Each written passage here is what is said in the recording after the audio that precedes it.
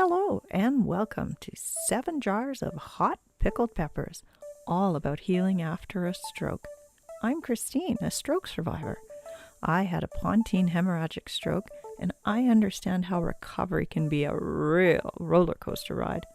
My hope is to help other stroke survivors transform the ups, the downs, and the scary drops into something more manageable, more like the carousel. And you even get to pick your own horse.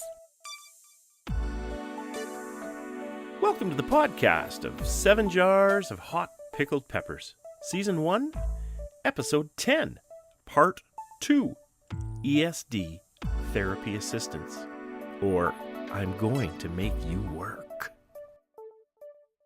The information and conversations in these podcasts are general in nature and do not replace the care and instruction that you receive from your doctor or therapist. Please discuss your own personal needs and circumstances with your healthcare provider. You can join the conversation through email at 7jarsofhotpickledpeppers@gmail.com, or you can tweet us at number 7, capital J, small ARS, or on Facebook at 7 Jars of Hot Pickled Peppers. This week's quote of the cast: fall 7 times and stand up 8. Japanese proverb.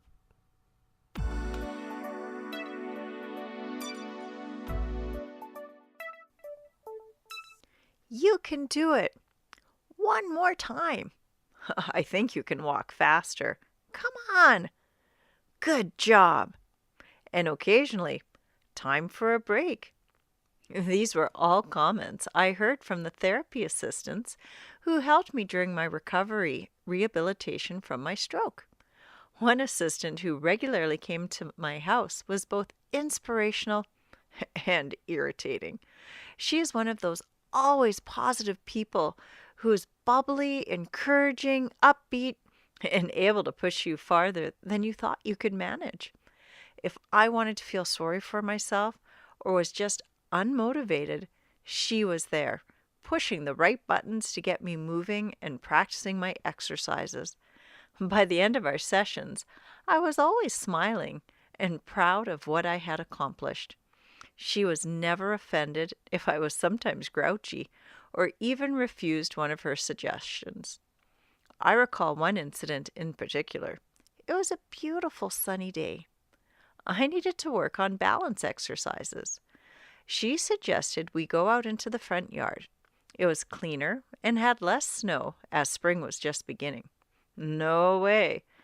I wasn't having my neighbors watch my struggles, despite having great neighbors. She just went with the flow and turned up the challenge by creating a slalom course for me to navigate between the piles of leftover snow and dog poop that had just been revealed by the melting snow. She never judged, never reprimanded, and followed me through that dog poop slalom course, ensuring I didn't fall. In our last episode, we talked about an amazing home-based program called Stroke Early Supported Discharge that I was so fortunate to be a part of. Therapists and therapist assistants regularly came to our house to help me in my recovery and rehabilitation. Just as the ESD was the foundation of my recovery, therapy assistants are the cornerstone of the ESD, helping stroke survivors regularly practice the exercises recommended by the different therapists. And despite feeling like we need to clean our house, which fell to my husband to complete, having rehab in my own home gave me a much-needed layer of security and helped the team understand who I was. And referring to our quote, were always there to help me stand up again each time I fell. Sharene, our guest today and one of my regular therapy assistants, was there for me during that momentous change in my life, helping me recover. She and everyone in the ESD are forever woven into the fabric of mine and my family's life, a golden thread that stands for courage and resiliency.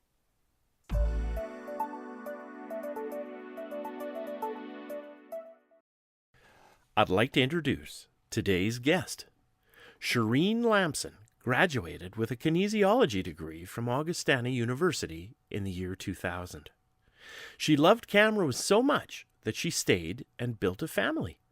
She has 3 beautiful girls aged 11, 7, and 5, which keep her busy from day to night. She also coaches recreational jump rope program and spends countless hours in the gym coaching, mentoring, and judging young athletes, which include her 3 girls. Being outside and active with her kids all year long keeps her young. She worked in long-term care for 15 years before switching to stroke rehab. She has not looked back since. Rural ESD is a great fit for her because she grew up in a small rural community and saw firsthand the lack of resources and programs offered to some communities. Meeting new people and being part of their stroke journey is both an honor and a privilege for Sharene. This episode was recorded at St. Mary's Hospital in Camrose, Alberta, Canada.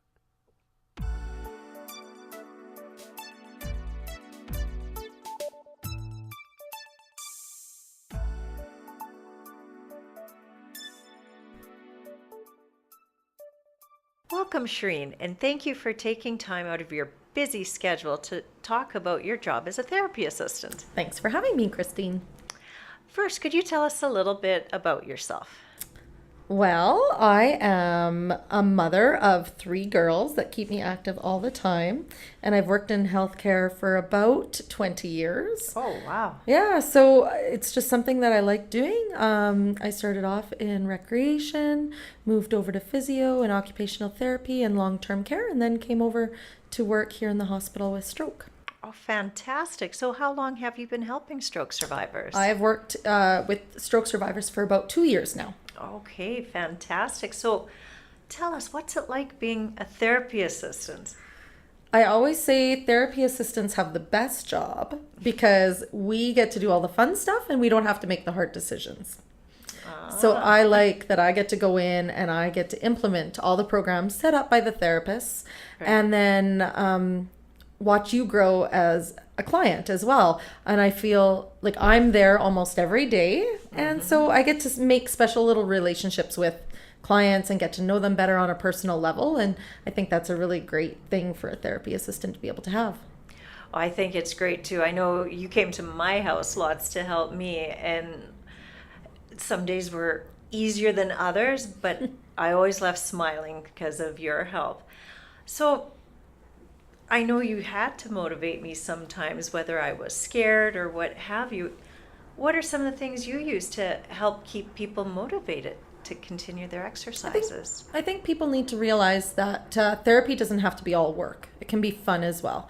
And using the things around in a house or an area and making it more functional rather than bringing in weights and exercise bands or balance beams, we can use what you have in your own home. So if arm strength is something you want to work on and you love baking cookies, instead of using those electric beaters, we can use a wooden spoon, right? So we can find different ways around of making therapy work and make it fun. And those are the fun things that I get to do to keep people motivated, because if they look at baking a batch of cookies as therapy and they love doing that, then that's way better than going and having to lift a 5-pound weight 20 times. Wow, so you're very creative in your job. That's fantastic. So do you have any other strategies you might use for people like me who may be resistant and maybe just not feeling it one day? Everybody has some down days. Fatigue is huge for stroke, so we have to sort of go with the flow. And along with stroke, it's not just the physical. A lot of it is speech and cognition and some mental health. So you know what, some days maybe I just go there and I'm an ear that they can talk to about how they're feeling or what they're feeling. Or we just play a simple game. We do lots of games in the rec therapy part of it. So maybe it's just playing a game of Scrabble or a game of crib or something that you enjoyed beforehand, that they're still working on the fine motor skills. It's still working on everything, but it might just be a nice place to start to try to get a little bit more motivation or a little more excitement going in somebody who's just down in the dumps. That's fantastic. I remember you and I played a game of crib once, and you're right. Acceptance is a huge part because stroke is a life-altering event. So to have someone like you coming into people's houses is paramount to acceptance and therefore recovery. Yeah. So are most people welcoming of you in their home? I think most people are very welcoming, but we need to realize everybody has a different way of living. Right. So coming into somebody's home might be a huge invasion of their personal space. And so we're just really aware of that. And everybody's individualized, and we can't just go in there thinking the open arms are going to happen either. So, you got to take it slow and figure out what the client needs, and then figure out from there how much you can push into their daily lives. That's a great way of looking at it. Have you had some challenges going into people's homes? There's been some, but you know what? That adds a bit of interest to every day. Every day is a different kind of day, and and going into people's houses, a lot of times you're like, "Ooh, don't go in there. The room's messy," or "Ooh, don't use that bathroom." Honestly, when I go in to do therapy, I don't look at the person's house at all. I don't see the dust in the corner or the pile of laundry by the wash machine. I'm coming in to do therapy with you, and all the other stuff is just extra. And honestly, it's almost like I have blinders on. I'm coming in to work with you, and that's about it. There have been some extreme cases, but I'm sure. Well, and again, the right attitude and being flexible must really help. So you're so bubbly, you're so enthusiastic. That's one of the things I loved about you. But what do you love most about the work you do? I worked in long-term care for 15 years and spent those 15 years just maintaining people's physical fitness before they passed. And I think coming into this job here, I am helping people live their lives. Right? I'm not helping them at the end. I'm helping them live. And there is progression in their skills and their development, and there's progression in their rehab. And I get to be part of that. I get to be part of everyday events that may be a milestone. And I think that's what I like most about my job, is that I'm seeing a difference in what I do. Wow. Well, you're sure making a difference as well. So thank you for that. And I mean, you're there when they've had a life-altering event. How do you remain so positive when you're helping these people? It seems like in stroke recovery, every tiny small step is a giant accomplishment. Whether it's holding up a pen or being able to eat with a fork again, or maybe it's running a marathon, right? Every small little step is huge in stroke recovery. So, even if they're having a bad day, look, you got up off the couch without using a cane, right? Just those little things. So I like to really make sure everybody's aware of the small things that they gain, because that's how you build those stepping stones into getting back to your regular day. That's so important, and to celebrate each small step. I know when we accomplished some of our walking stuff, you always made me feel proud of what I had done instead of looking back to what I couldn't do. You were always very creative in some of the exercises when you visited me, incorporating things from my home and daily life, kind of like what you were mentioning before. Can you share any other stories about being creative with people you're helping?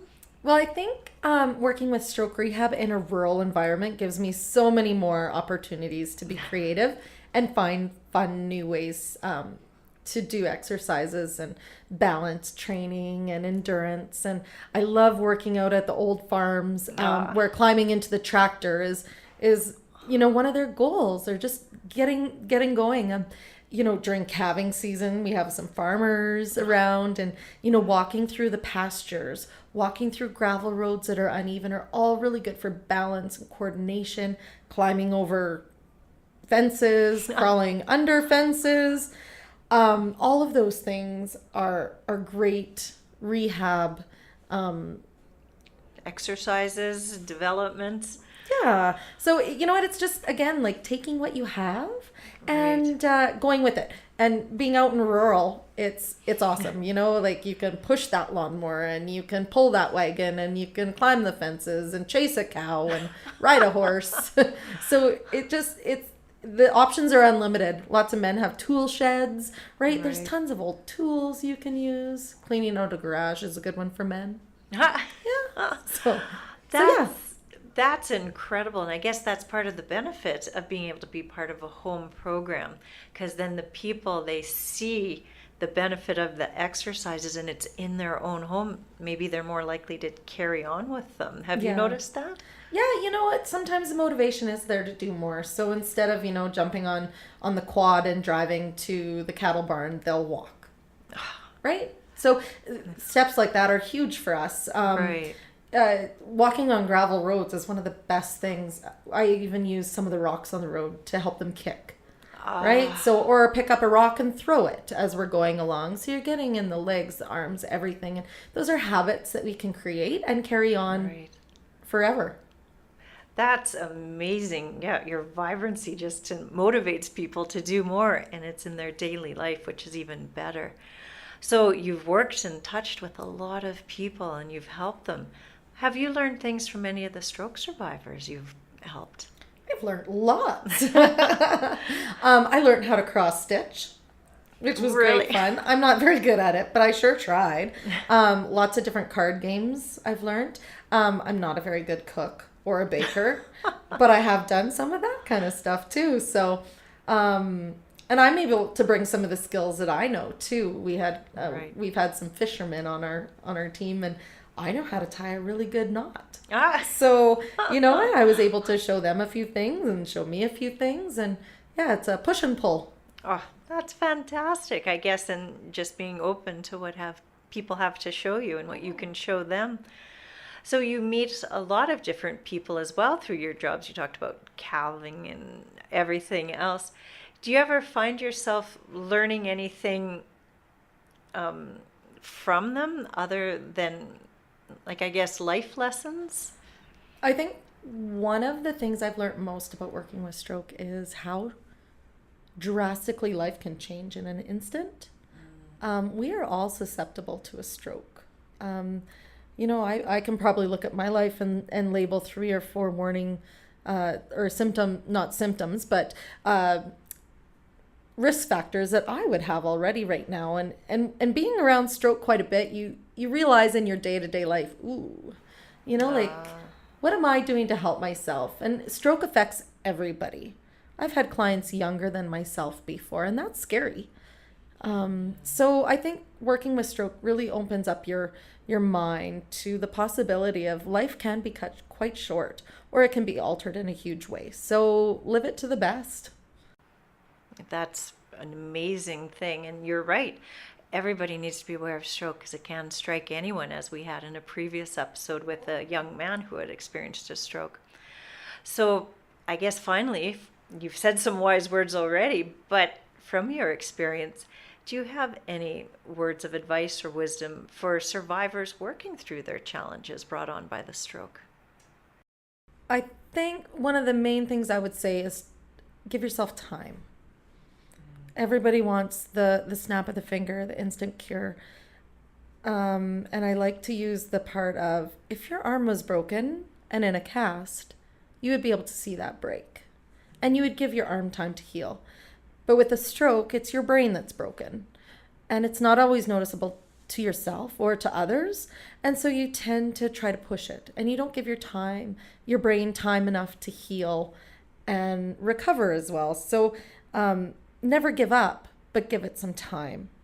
And again, like I said before, the small things. Rejoice in the small things. Take the small things as huge, giant leaps to stroke recovery. That's wonderful words, yeah, because it might be new to parts of your injured brain again, I guess. Mm-hmm. Thank you, Sharene, not just for sharing your knowledge with us today, but for helping me too. You were instrumental in my acceptance and my recovery. Here's a huge thank you to you and to all therapy assistants out there. What you do is so much more than a job. Thank you so much, Christine, and thank you for welcoming me into your family and your home to do this with you. And it's been great that we've been able to create such a great friendship afterwards as well. Oh, you will always, as I said before, be woven into the fabric of my life. Thank you.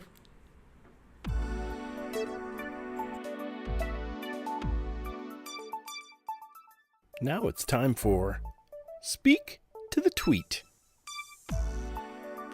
Here's another tweet we received. That website from episode 6, vestibular.org, is awesome in helping me understand my dizziness. Thanks. And thank you for the tweet. I agree, and it's been helping me too.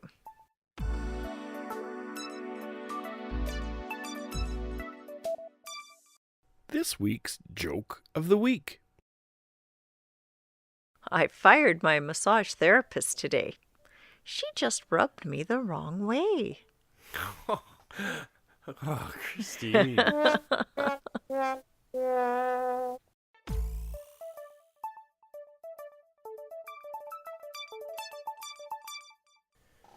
Now it's time for this week's Stroke Link.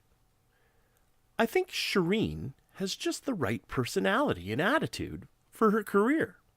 Oh, I agree, Ken. She certainly motivated me during my recovery. Yeah, no kidding. You know, I wanted to know more about therapy assistants, so of course, I went online and I researched it. Of course. Tell me what you found. Well, there was a lot of programs and courses being offered, but I found one site that actually described a day in the life of a therapy assistant.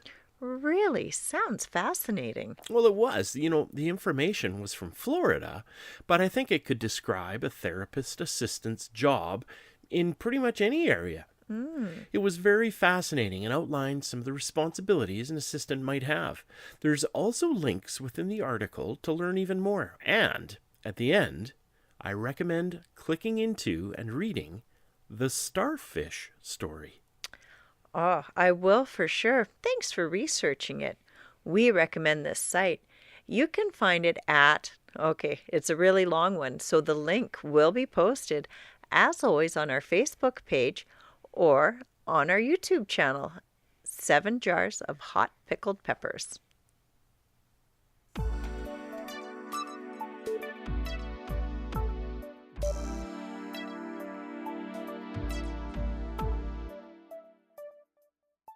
Last but not least, remember FAST, F-A-S-T.